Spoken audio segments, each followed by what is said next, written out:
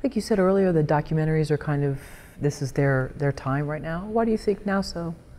I think because with the streaming that's happening, they're able to get out there to a bigger audience. And there's also this notion of a doc series that's been popping up and very popular now, where you can tell longer form things that they stretch, like HBO's doing things that stretch over a few nights.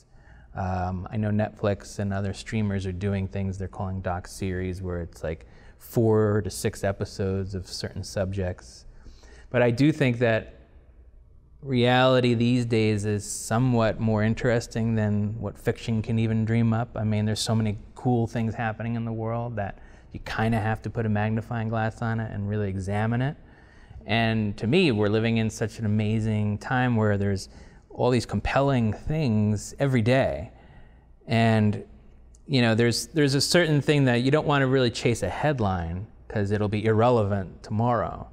But if you look at certain things that are hit upon sometimes, like the Carlyle Hotel, where you continue to see stories happen there, you continue to see history unfold, those are the kind of things you want to grasp onto. So to me, they're not only relevant for historical reasons, but they're constantly current.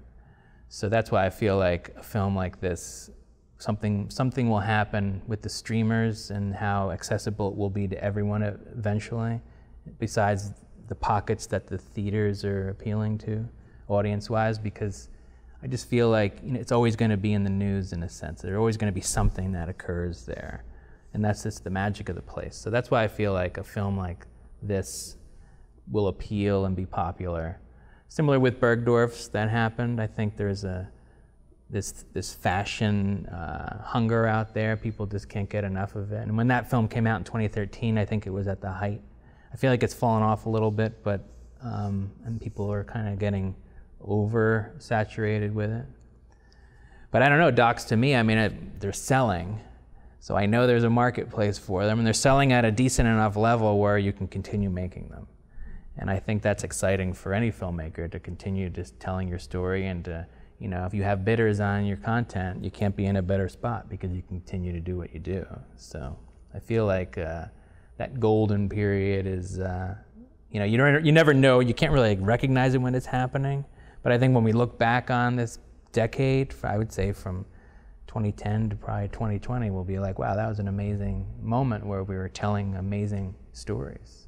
Plus we came out of a recession, or supposedly we've come out of one during that time, and so it's a relatively inexpensive way to get a film made if you're doing it in piecemeal. It definitely is. And you know, what's so interesting about the recession is, so The Big Short comes out and it kind of examines what happened there. And I love filmmaking like that too. It's like the biopics and the studies, the journalistic studies of things, like All the President's Men and Spotlight. Like those to me are, if you do them right, they feel like a documentary almost. So I feel like we're in that mode of storytelling right now, more than ever, where even Hollywood is on to the notion of, let's tell real stories, let's tell what's happening. But the balance is, of course, that you're in the Marvel world. You know, like I feel like the indie scene and the ones that are the more renegade pictures are the ones telling those real stories.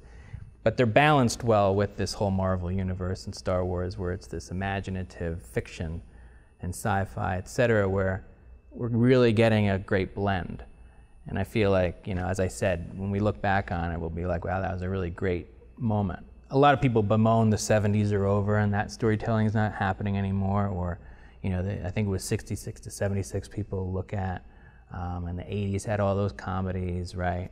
But I don't know, I feel like right now we're having a really great moment, and we'll look back on it and say, wow, that was terrific to be a part of.